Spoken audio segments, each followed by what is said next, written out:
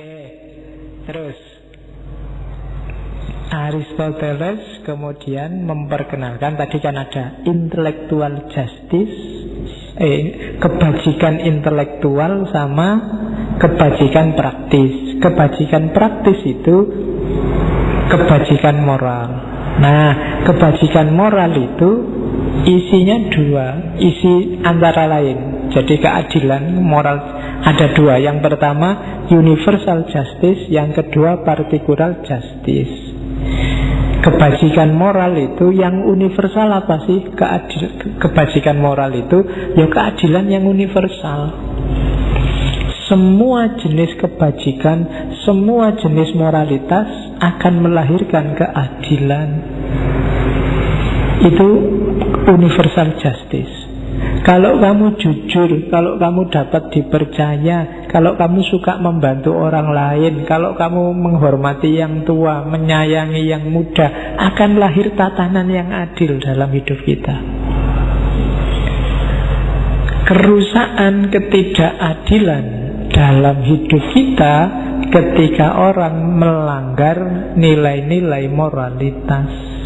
Jadi ada universal justice, ada particular justice. Universal justice itu ya moral itu, moralitasmu itu, akhlak itulah nanti yang melahirkan keadilan secara universal. Maka jadilah orang berakhlak biar dunia ini tertib. Oke. Yang kedua particular justice.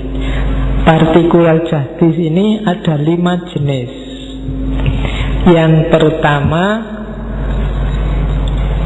keadilan komutatif. Jadi keadilan komutatif itu keadilan bagi rata, keadilan dengan cara equality, semua dapat jatahnya. Itu komutatif. Teh ini dibagi pada siapapun yang datang malam ini, itu namanya keadilan komutatif, dengan jatah yang sama. Keadilan kedua namanya keadilan konvensional. Keadilan konvensional ini adil sesuai hukumnya yang disepakati. Jadi Indonesia misalnya pakai Undang-Undang 45, Indonesia pakai Pancasila Indonesia. Nah, semua perilaku yang sesuai dengan hukum yang berlaku itu namanya keadilan konvensional. Konvensinya begitu, kesepakatannya begitu. Gunanya keadilan konvensional itu kan demi ketertiban bersama. Jadi keadilan kedua, keadilan sesuai hukum yang disepakati, namanya keadilan konvensional. Meskipun kadang-kadang rasanya tidak adil. Mungkin ini hukuman pada maling kok cuma 2 tahun, sementara koruptor kok cuma 1 tahun. Tidak adil ini menurut saya. Lah undang-undangnya bunyinya begitu.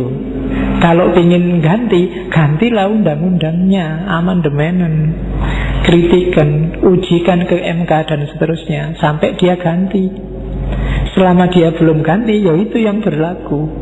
Dan itu sudah tergolong adil. Jenisnya keadilan konvensional. Oke. Terus ada keadilan kodrat alam. Jadi ini keadilan yang berhubungan sama fitrah. Contohnya misalnya ada hukum, kalau kita menyebutnya sunnatullah. Ya, yang rajin belajar mesti nanti jadi pinter, yang malas ya ketinggalan. Nah, ini sudah kodrat.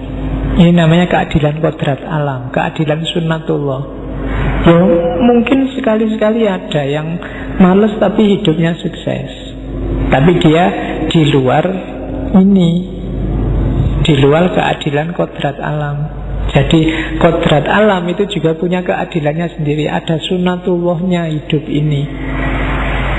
Terus ada keadilan perbaikan, remedi.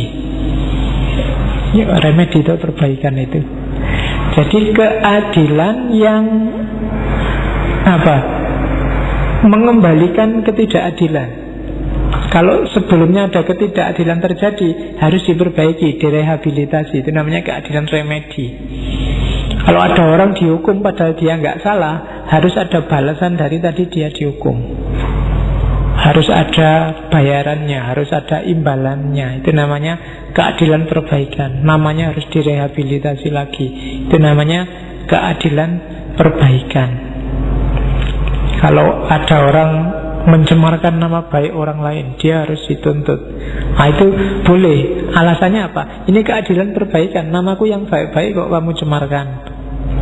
Jadi ini namanya keadilan perbaikan. Memperbaiki yang atas keadilan yang sudah terjadi. Kalau terjadi ketidakadilan, ya sekarang dibalik, dikembalikan lagi biar adil lagi. Itu namanya keadilan perbaikan. Dan ya, yang agak panjang dibahas oleh Aristoteles ini keadilan distributif. Keadilan distributif itu keadilan membagi, menerimakan sesuatu sesuai dengan parameter-parameternya. Jadi distribusi itu misalnya untuk semester ini semua mahasiswa yang berprestasi akan dapat imbalan. Nah itu harus rata distribusinya. Kalau aturan di perusahaan ini, karyawan yang sudah kerja 10 tahun lebih, gajinya harus naik 50%. Itu harus rata distribusinya. Semua yang sudah kerja 10 tahun lebih, dia harus dapat imbalan yang sama. Itu namanya keadilan distributif. Cirinya apa? Keadilan distributif itu yang pertama, adil kalau tidak memihak, imparsial. Tidak ada sentimen-sentimen. Lebih suka, jangan sampai ada misalnya kayak tadi, semua mahasiswa yang berprestasi akan dapat imbalan, tapi akhirnya dipilih yang kelompoknya saja. Itu berarti memihak. Pasti itu tidak adil. Jadi tidak memihak golongan. Yang kedua, equal, harus diperlakukan setara. Tidak boleh ada yang tidak sama. Kemudian harus legal, sesuai aturan. Lawful itu ya harus sepenuhnya berdasarkan aturan yang dipakai. Terus harus fair. Fair itu layak, sepadan, itu fair. Terus equitable, wajar secara moral. Jadi wajar itu ya nanti parameternya rasio, masuk akal atau tidak masuk akal. Dan right itu benar. Jadi imparsial, equal, legal, lawful, fair, equitable, dan righteous.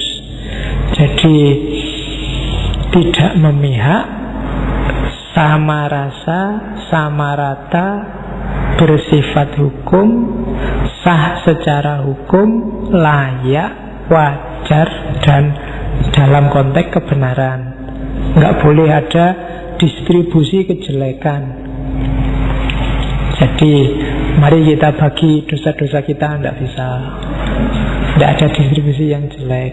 Ini harta hasil nyolong ini mari kita bagi rata. Itu tidak bisa masuk kategori distribusi keadilan. Karena adil itu bagian dari moral. Tidak ada distribusi bagi ketidakmoralan. Jadi tidak boleh kamu bagi-bagi kejelekan. Oke, terus biasanya yang relevan untuk distribusi biar adil itu ada 5 hal. Distribusi berdasarkan kemampuannya atau berdasarkan usahanya, atau berdasarkan prestasinya, atau berdasarkan kontribusinya, atau berdasarkan kebutuhannya. Kayak kemarin misalnya, contohnya bagi kambing. Kambing harus didistribusikan sesuai kemampuan. Misalnya jagalnya ya harus dikasih lah lebih, karena dia punya kemampuan. Kalau nggak ada jagalnya, nggak jadi korban. Sesuai usaha. Sesuai usaha berarti ya takmir-takmir yang susah payah nyencang, susah payah nyeret, susah payah itu ya ada usahanya lah, kasihan takmirnya. Terus atau sesuai pencapaiannya. Pencapaian itu ada prestasinya. Ya, prestasi itu berarti sukses menyelenggarakan korban, sukses merayu orang untuk ikut nyumbang korban. Nah, itu berarti accomplishment. Kasihlah orang-orang ini. Terus atau berdasarkan kontribusinya, yang nyumbang-nyumbang tadi ya dikasihlah, itu berdasarkan kontribusi. Baru yang terakhir berdasarkan need, kebutuhan. Siapa yang butuh? Orang-orang miskin, kasih mereka. Jadi itu namanya relevansi dalam distribusi keadilan.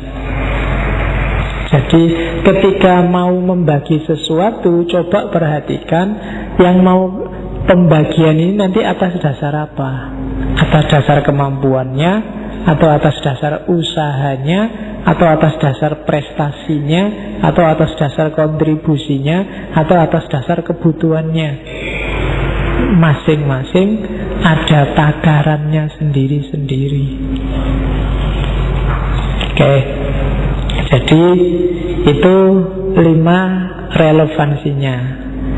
Terus katanya Aristoteles, keadilan itu nanti wadahnya adalah organisasi sosial politik. Nah, disinilah nanti masuk filsafat politiknya Aristoteles yang dikenal dengan politeia. Jadi istilah politik juga dari Aristoteles, dari akar kata polis. Polis itu kota. Tugasnya kota apa? Ya mensukseskan tadi kebahagiaan warganya. Sekarang dilihat konteksnya dalam government. Ini teori yang Aristoteles harus berhadapan dengan mantan muridnya Alexander ketika dia ngomong politik. Oke, kita lihat analisisnya Aristoteles ya tentang pemerintahan. Pemerintahan yang kayak gimana sih yang memungkinkan keadilan itu?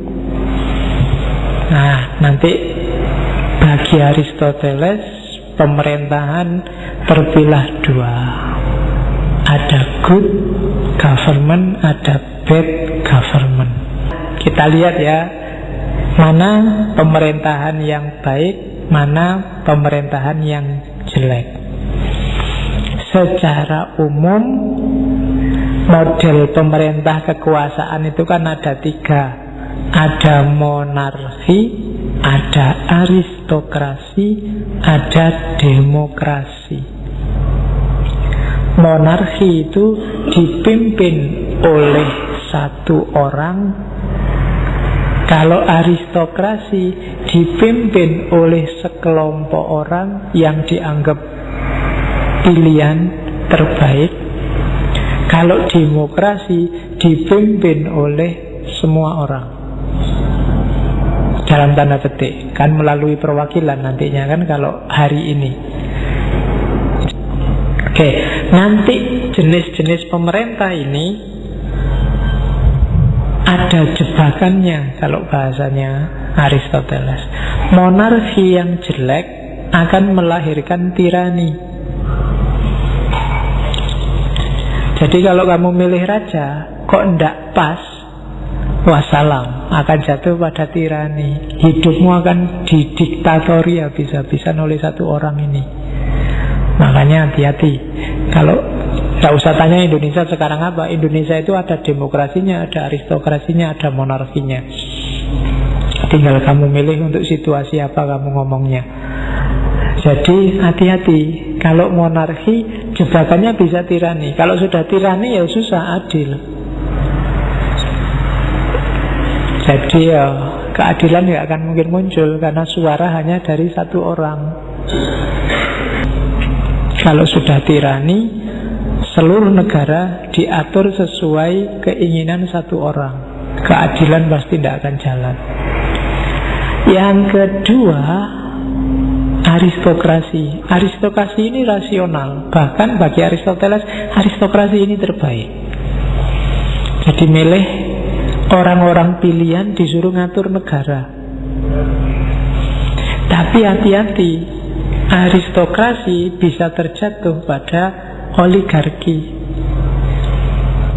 Oligarki itu ya orang-orang pilihan ini mikir untuk kelompoknya sendiri, mikir untuk grupnya sendiri, untuk partainya sendiri. Ketika yang menguasai partai A, maka diaturlah semua posisi untuk partai A, keuntungan sebagian besar masuk partai A. Itu jebakannya aristokrasi. Sebenarnya bagus. Hanya orang-orang elit yang ahli di bidangnya yang diangkat. Tapi jatuhnya oligarki. Kayak di keraton zaman dulu, hanya orang-orang bangsawan yang bisa jadi pejabat. Orang biasa harus susah payah jadi prajurit dulu, ngelamar dulu, dites dulu, kali lama baru bisa jadi tumenggung, baru bisa. Dan rakyat ditarik pajak untuk menghidupi ini, kelompok elit ini. Dan jadi jebakannya oligarki. Oligarki itu sedikit lebih jelek daripada tirani. Karena kalau tirani yang dibelain satu orang, kalau oligarki beberapa orang, sekelompok orang. Demokrasi juga begitu. Dia bisa ada jebakan demokrasi juga. Namanya mob rule. Jangan salah, suara terbanyak itu tidak pasti keputusan terbaik. Kalau orang se-Indonesia sepakat bahwa misalnya seks bebas itu boleh, maka seks bebas jadi boleh. Wong disepakati orang se-Indonesia kok. Jadi kelemahannya demokrasi di situ. Kalau orang Indonesia bilang narkoba boleh, ya narkoba bisa jadi halal. Ini kelemahannya demokrasi. Jadi suara terbanyak tidak selalu menghasilkan keputusan terbaik. Jadi, dan yang warnanya pink itu sebelah kanan itu pasti di situ tidak akan ada keadilan. Di yang terakhir demokrasi, semua suara didengarkan, sistem tapi tidak akan jalan, mesti kacau. Jadinya anarkis. Setiap orang pingin pendapatnya diakui. Akhirnya apa? Terjadi tirani mayoritas atas minoritas. Ngaji kayak gini mungkin bisa jadi nggak boleh. Ngaji kok kayak gini, ngaji kok santrinya nggak ada yang pakai kopiah, ngaji kok ustadznya juga bisa jadi kita kalah suara. Yang lain di mana-mana yang namanya pengajian itu ustadznya nggo serban, nggo jubah, syukur-syukur pakai. Nah ini kan non mainstream, kita masuk minoritas. Kalau di voting harusnya ustadz itu kayak gimana, mungkin di voting itu kita mesti kalah. Nah itu kelemahannya demokrasi. Maka analisisnya Aristoteles ya sebenarnya yang paling bagus itu aristokrasi, katanya dia. Kenapa? Karena di situ lebih rasional, nyari sekelompok orang elit sesuai keahliannya. Untuk ngatur negara itu lebih masuk akal. Asal aristokrasi tidak diartikan kayak zaman dulu berdasarkan darah, berdasarkan yang darah biru saja, yang keturunan saja. Kalau yang monarki itu jelas susah nyari satu orang ini. Ya Plato enak aja bilang raja, filosof nyarinya di mana? Nomor satu, kalau orang sudah jadi raja mesti males mikir filsafat. Ya untuk kamu nyuruh Jokowi, Jokowi belajar dong Plato, Aristoteles. Dek ya geleng-geleng, paling kamu dijawab, alah buang-buang waktu, kerja. Mesti gitu kan. Ya, dan juga kalau sudah filosof, apa ya mau jadi raja. Ya kan, itu susahnya nyari monarki itu. Raja filosof memang bagus, tapi orangnya di mana sekarang? Wong levelnya Aristoteles, Plato yang keturunan bangsawan, Socrates yang masanya banyak juga tidak jadi presiden, tidak jadi raja zaman itu. Alexander the Great yang jelas-jelas muridnya Aristoteles juga tidak menonjol kefilosofiannya. Yang menonjol penaklukan-penaklukannya yang banyak dikritik oleh Aristoteles sendiri. Jadi monarki itu agak susah, apalagi kalau terjebak tirani. Kalau tirani mesti seenak-enaknya sendiri. Nanti termasuk dibikin undang-undang bahwa raja selanjutnya adalah yang keturunannya raja yang sekarang. Itu kan dulu yang terjadi begitu. Level monarki. Terus yang demokrasi juga sebenarnya bagus, mendengarkan semua suara. Cuma levelnya orang beda-beda. Suara satu orang profesor pasti beda dengan suara satu orang TKI atau TKW yang SD tidak lulus, diakui atau tidak. Suara majikan pasti beda levelnya dengan suara budak kalau zaman Aristoteles. Kalau di demokrasi semua suara didengarkan. Kalau kamu tanya semua orang, nanti jawabannya macam-macam. Mungkin yang tidak punya duit yang penting dan sugih piye carane. Kalau kamu tanya orang yang sudah kaya, mungkin bukan kekayaan yang dia inginkan, tapi ketenangan. Yang penting tenang, duniaku aman. Kalau kamu tanya yang belajar, mungkin pengennya gimana caranya IPK ku 3 kali 4. 3 kali 4, 3 atau 4. Kan bisa begitu. Dan kebijakan juga jadi membingungkan. Akhirnya di voting kan, suara terbanyak. Ketika suara terbanyak, suara minoritas yang mungkin bagus bisa jadi tergerus nantinya. Jadi susah mewujudkan keadilan. Nah, di antara 3 yang jelek, yang paling mungkin bisa adil, katanya Aristoteles loh ya, yang cenderung aristokrasi. Jadi sekelompok ahli yang ngatur negara. Jadi sekelompok orang, meskipun hati-hati, karena kalau tidak hati-hati bisa jadi kelompok ini jadi egois, mikir dirinya sendiri, lahir namanya oligarki dengan segala produk yang dia lakukan. Jadi good government itu ya mending aristokrasi. Monarki juga boleh kalau situasinya memungkinkan, ada satu orang yang top. Kalau enggak ya jangan satu orang, bikin tim yang bagus. Atau ya kalau masih mau demokrasi ya enggak apa-apa, asal diatur yang baik. Karena kalau enggak jatuhnya anarki atau tirani mayoritas. Kelemahan-kelemahannya di situ. Kenapa kok enggak khilafah? Ya khilafah juga boleh milih satu di antara 3 itu kan. Apakah dia mau monarki, apakah mau aristokrasi atau demokrasi. Kalau mau monarki ya silahkan. Kayak di Iran misalnya ada semacam aristokrasi namanya walayatul faqih, kelompok ulama yang ngatur jalannya pemerintahan. Tapi ada juga model dinasti-dinasti zaman dulu yang namanya monarki. Kalau ada khalifah model Umar bin Abdul Aziz atau Umar bin Khattab, tidak masalah. Tapi nyari yang kayak gini kan susah. Syukur-syukur bisa di-cloning, nah, sekarang kan susah. Ya, nyari yang kayak gitu. Sekarang kan nyari orangnya yang susah. Demokrasi juga begitu. Ya demokrasi itu nanti lahirnya ya kayak Indonesian Idol itu, suara terbanyak pokoknya yang menang. Tidak bisa nyanyi suaranya Tidak penak sama sekali ya, yang penting banyak SMS-nya. Semakin banyak yang SMS, dia semakin tinggi nilainya. Nah, itu kelemahannya demokrasi. Oke, selesai. Saya kira itu ya untuk Aristoteles. Mulai tadi etika kebajikan yang masuk ke dunia keadilan sampai ke level politiknya. Oke, jadi ketemu lagi minggu depan. Kurang lebihnya mohon maaf.